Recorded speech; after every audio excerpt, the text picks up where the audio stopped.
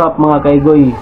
Itong araw na ito mga kaigoy is pinaka-importante ito dahil itong araw na to ay i-share ko sa inyo yung drone na bagong nabili, no, which is Mavic Mini 2. So i-unbox review ko ngayon mga kaigoy para at least makita din ninyo, para ma-share natin sa ibang mga vlogger na Bisaya dyan, mga solid na mga Bisaya mga vlogger. So ito mga kaigoy, tingnan nyo at ipapakita ko sa inyo, kunting share lang para at least makita nyo yung bagong drone na nabili ko. So magagamit ito mga kaigoy sa ating vlog, no, para mas maganda pa yung mga drone shot na gagawin natin pag tayo ay mag-vlog. So ito nga pala yung nabili na drone ko mga kaigoy, oh. So DJI Mini 2. So i-unbox ko ito. Hindi ko pa to na napalipad mga kaigoy. Pagkatapos natin i-unbox ito, paliparin natin to at try natin kung maganda ba talaga yung DJI Mini XE, no? So ito yan mga kaigoy, unbox natin to. Ito yan, ito yung box nya, oh. Makikita mo dito mga kaigoy yung DJI Mini 2. So nakalagay dito mga kaigoy is Fly More Combo, no? Bundle Fly More. So nasa niya. At ito yung remote at ito yung drone. Saka i-unbox natin to para makikita nyo kung ano yung laman ng box na to. So pag unbox ito mga kaigoy, ito siya, mayroon siyang bag na itim. Kunin natin bag. Ito mga kaigoy, ito na siya. Ganito yung makikita mo mga kaigoy kapag ina-unbox mo na yung drone, no? So ganda din yung bag, parang hindi tinatabla ng ulan, no? Ganda yung plastic ng paggawa, quality talaga yung DJI, no? So try nating tingnan. Ito naman ang box na ito mga kaigoy, ganito yung itsura niya. So, dito nakalagay yung mga accessories ng drone dito. At saka ito yung remote.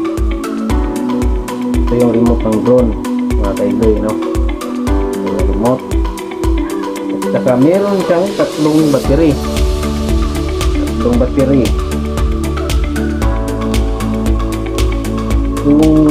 niya mga kaigoy, charger.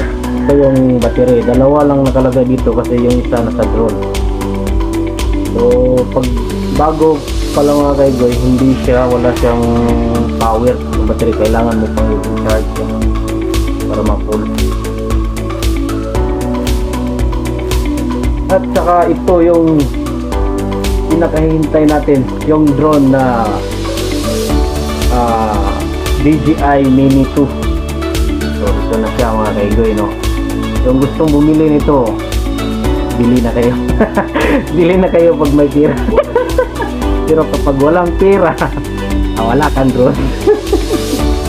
ito siya mga kaigoy. So napakaganda talaga. So yung gimbal niya, may cover siya na plastic, no? Yung gimbal yung plastic. So medyo mamahalin na rin ito mga kaigoy, no? Kaya dapat talaga hindi basta-basta pag nagpalipad ka ng ganito, baka mag-fly away yung drone mo. Pina-fly away yung pirang binili mo nito. So dapat talaga marunong ka magpalipad. Ito yung clip niya mga kaigoy, ito siya. So tinanggal ko yung clip. Ito siya. Try natin yan mga kaigoy. Basta una itong baba.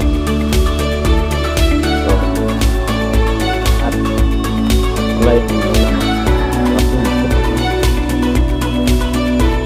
tapos